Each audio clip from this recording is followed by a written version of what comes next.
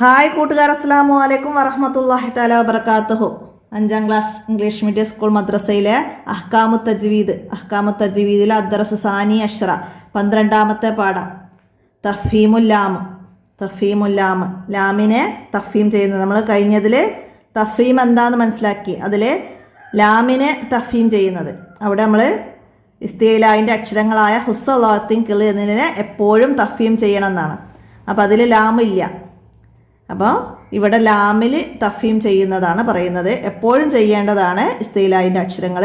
പിന്നെ ചില സന്ദർഭങ്ങളിൽ ലാമിനെയും റായിനെയും തഫ്ഹീമും തർക്കീക്കും വരുന്നുണ്ട്. അപ്പോൾ അതിലെ ലാമാണ് നമ്മളിവിടെ പഠിക്കുന്നത്. പാഠത്തിലേക്ക് കടക്കാം. ബിസ്മില്ലാഹിർ റഹ്മാനിർ റഹീം. എന്താണ് ഇവിടെ കുറച്ച് ആയത്തുകൾ തന്നിട്ടുണ്ട്, അത് നമുക്ക് പറയാം. അതിൻ്റെ മുമ്പ് നമുക്കിത് വായിക്കാം. എന്താണ്? അല്ലാഹു എന്ന ജലാലത്തിൻ്റെ ഇസ്മിനെ ശ്രദ്ധിച്ചു നോക്കൂ. അവിടെയുള്ളത് തഫ്ഹീമുള്ള ലാമാകുന്നു. അതിനാൽ ലാമിൻ്റെ മഖ്റജിൽ നിന്ന് തന്നെ തഫ്ഹീം ആയാണ് അല്ലാഹു ഉച്ചരിക്കേണ്ടത്. ലാമ് നമ്മളിവിടെ അല്ലാഹു എന്നതിന് ലാമാണ് ഇവിടെ. പക്ഷെ നമ്മളിവിടെ എന്താണ് അല്ലാഹു എന്ന് പറയുന്നില്ല. 2 ലാമ് വരുമ്പോൾ നമ്മൾ അല്ലാഹു എന്ന് പറയുന്നില്ല. ആ ലാമിന് എന്ത് ചെയ്യണ, വായ നിറയെ ശബ്ദമുണ്ടാക്കും വിധം തടിപ്പിച്ച് ഉച്ചരിച്ചിട്ട് അല്ലാഹു, അത് ലാമിൻ്റെ മഖ്റജിൽ നിന്ന് തന്നെയാണ് നമ്മൾ പറയുന്നത്. അപ്പോൾ അതാണ് അള്ളാഹുവിൻ്റെ പേരിനാണ് ജലാലത്തിൻ്റെ ഇസ്മ എന്ന് പറയുന്നത്. അപ്പോൾ ജലാലത്തിൻ്റെ ഇസ്മുകളിലാണ് അള്ളാഹു എന്ന് വരുന്ന ലാമിനെ തഫ്ഹീം ചെയ്യേണ്ടത്. അപ്പോൾ അതാണ് ഇവിടെ മുകളിൽ ഉദാഹരണം വന്നത്. അപ്പോൾ നമുക്കതൊന്ന് നോക്കാം. ഇന്നല്ലാഹ മനസ്സിലാക്കാം. ഇന്നല്ലാഹ. പിന്നെന്താ ഇവിടെ റസൂലുല്ലാഹി.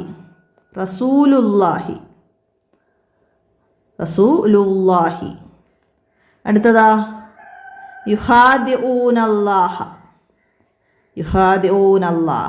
അവിടെയും വന്നു. പിന്നെ എവിടെയാണ് ഇവിടെ വരുന്നുണ്ടോ? വയുഹിക്കുല്ലാഹു. പിന്നെ യഅലമുല്ലാഹു. വേറെ എവിടെ? അത്രയാണ് അള്ളാഹു എന്ന ജലാലത്തിൻ്റെ ഇസ്മ വരുന്നത്. അപ്പോൾ അത്ര സ്ഥലങ്ങളിൽ നമ്മൾ എന്ത് ചെയ്യണം? തഫ്ഹീം ചെയ്താണ് ഉച്ചരിക്കേണ്ടത്.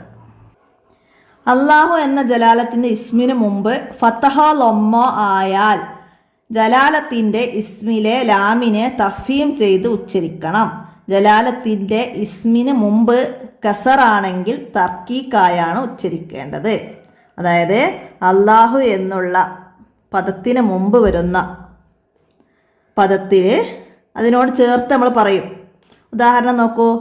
റസൂലുല്ലാഹി. ഇവിടെ അള്ളാഹു എന്നുണ്ട്. നമ്മൾ ഇതിനോട് ചേർത്ത് പറയുമ്പോൾ റസൂലുല്ലാഹി. ലു എന്നതിന് ലൊമ്മാണ്. ഇവിടെ നൂറല്ലാഹി, റല്ലാഹി. അവിടെ ഫതഹാണ്.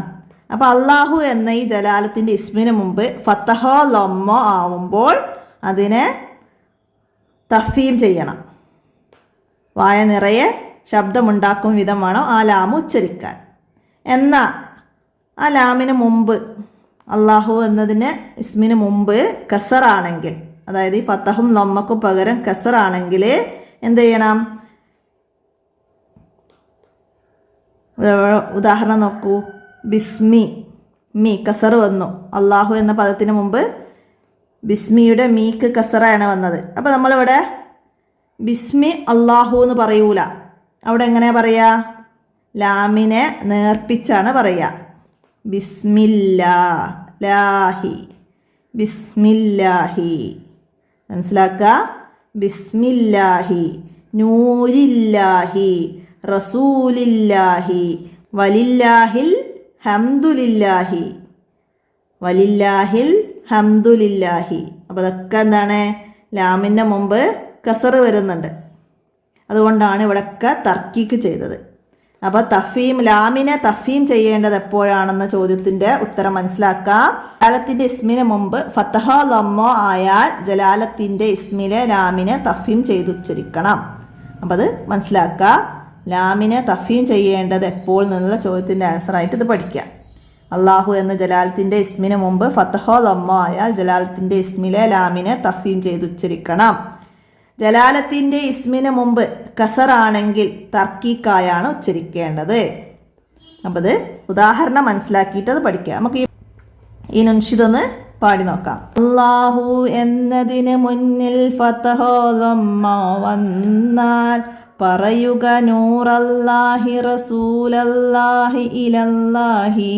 എന്നാൽ കസറാണീ വിധമല്ല എന്നതിൻ മുന്നിൽ വന്നാൽ ബിസ്മില്ലാ നൂരില്ലാഹി റസൂലില്ലാഹി വലില്ലാഹിൽ ഹംദുലില്ലാ.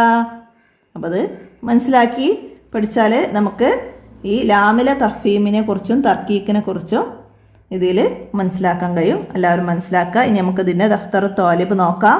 തഹസീസ് സൂറത്തുൽ മുഅ്മിനൂൻ, അതിൽ ഇസ്മി ജലാല മനസ്സിലാക്കിയിട്ട് ഖിറാഅത്ത് ചെയ്യാനാണ്. പിന്നെ ഹിഫ്ലാക്കാൻ 56-ാമത്തെ ആയത്ത് മുതൽ 60-ാമത്തെ ആയത്ത് വരെ യാസീന്, പിന്നെ റാത്തീബ് ഹദ്ദാദ്, ബാക്കി ഇതുവരെ പഠിച്ച് നിർത്തിയെടുത്തുനിന്ന് ബാക്കി ദിക്റുകൾ ലഫ്ലുകളൊക്കെ മനസ്സിലാക്കി പഠിക്കാം. നമുക്ക് ദഫ്തർ തോലിബ് നോക്കാം. ആദ്യം നുജ്ബ് ചോദ്യങ്ങൾക്ക് ഉത്തരം എഴുതാനാണ്. ലാമു ജലാലയെ തഫീം ചെയ്യുന്നത് എപ്പോൾ? എപ്പോഴാണ് ലാമു ജലാലയെ തഫീം ചെയ്യുന്നത്? നമ്മളിവിടെ അടയാളപ്പെടുത്തിയിരുന്നു. അപ്പോൾ അത് മനസ്സിലാക്കിയിട്ട് അവിടെയൊക്കെ എഴുതാം. അള്ളാഹു എന്ന ജലാലത്തിൻ്റെ ഇസ്മിന് മുമ്പ് ഫതഹോ ലമ്മോ ആയാൽ ജലാലത്തിൻ്റെ ഇസ്മിലെ ലാമിനെ തഫീം ചെയ്ത് ഉച്ചരിക്കണം. അടുത്ത ചോദ്യം എന്താണ്? ലാമിൻ്റെ മഹ്റജ് ഏത്? ലാമിൻ്റെ മഹ്റജ് ഏതാണ്? നമ്മൾ മുന്നത്തെ പാഠത്ത് പഠിച്ചിരുന്നു. നാവിൻ്റെ തലയുടെ അരുവും മേലെ മുൻപല്ലിൻ്റെ ഊനും, അതാണ് ലാമിൻ്റെ മഹ്റജ്. അവിടെയൊക്കെ എഴുതുക. അള്ളാഹു എന്നതിൽ എത്ര ലാമുണ്ട്? അള്ളാഹു എന്നതിൽ എത്ര ലാമാണ്? അള്ളാഹു എന്നതിൽ 2 ലാമാണ്.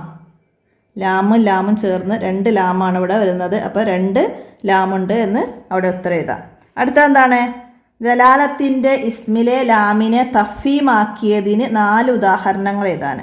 4 ഉദാഹരണങ്ങൾ ആ പാട്ടിൽ പറഞ്ഞിരുന്നു.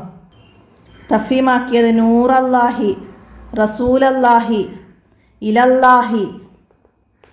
പിന്നെ ഇവിടുന്ന് എഴുതാം ഇന്നല്ലാഹ, ഖാദിഉല്ലാഹ, യുഹിക്കുല്ലാഹ. അപ്പോൾ ഇവിടെ നിന്നൊക്കെ എടുത്തിട്ട് നമുക്ക് 4 ഉദാഹരണങ്ങൾ എഴുതാം.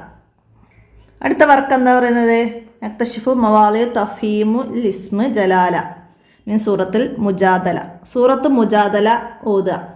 അതിൽ ഇസ്മുൽ ജലാലയെ തഫീമാക്കിയതാണ്. മുമ്പ് ഫതഹോ ലമ്മ വന്നത്. അള്ളാഹു എന്ന ഇസ്മിന് മുമ്പിൽ ഫതഹോ ലമ്മ വന്നതിൻ്റെ ഉദാഹരണങ്ങൾ മനസ്സിലാക്കുക. അത് എത്ര എണ്ണം ഉണ്ട് എന്നുള്ളത് എണ്ണം ഇവിടെ എഴുതുക. എന്നിട്ട് ഉസ്താദിന് കാണിച്ചു കൊടുക്കുക.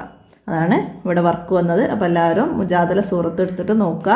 അപ്പോൾ അതൊക്കെ ഞാനിവിടെ നോക്കി നിങ്ങൾക്ക് കാണിച്ചു തരിക എന്ന് പറഞ്ഞാൽ അത് നിങ്ങളുടെ പരിശ്രമത്തെ ഇല്ലാതാക്കും.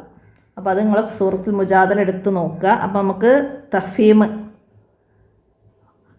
ഫതഹയും ലൊമ്മയും വന്ന തഫീം വന്നതിൻ്റെ കൂടുതൽ ഉദാഹരണങ്ങളൊക്കെ പെട്ടെന്ന് മനസ്സിലാക്കി തഫീം എന്താണെന്നൊക്കെ പെട്ടെന്ന് മനസ്സിലാക്കാൻ കഴിയും. നിങ്ങൾ തന്നെ സെർച്ച് ചെയ്യുമ്പോൾ. അപ്പോൾ അതൊക്കെ എല്ലാവരും മനസ്സിലാക്കി ഉപകാരപ്പെടുത്തുക. വീഡിയോ കൂട്ടുകാർക്കൊക്കെ ഷെയർ ചെയ്ത് കൊടുക്കുക. ഇനി എന്തെങ്കിലും പറഞ്ഞതൊക്കെ തെറ്റിപ്പോവുക എന്തെങ്കിലും ചെയ്തിട്ടുണ്ടെങ്കിലൊക്കെ ഒന്ന് കമൻ്റായിട്ട് അറിയിക്കുക. നമ്മൾ കമൻറ്റ് ഓഫാണെങ്കിൽ എൻ്റെ മൊബൈൽ നമ്പറിൽ അറിയിക്കാം. 82 89 89 29 85. അപ്പോൾ എല്ലാവരും നന്നായി മനസ്സിലാക്കി പഠിക്കുക. തഫീം നമുക്ക് ഖുർആൻ പാരായണത്തിന് അത്യാവശ്യമായ നിയമങ്ങളാണ്. അപ്പോൾ അതൊക്കെ എല്ലാവരും നന്നായി മനസ്സിലാക്കി പഠിക്കുക. ഇന്നത്തെ വീഡിയോ ഇവിടെ അവസാനിപ്പിക്കുകയാണ്. അസ്സലാമു അലൈക്കും വറഹ്മത്തുള്ളാഹി വബറകാതുഹു.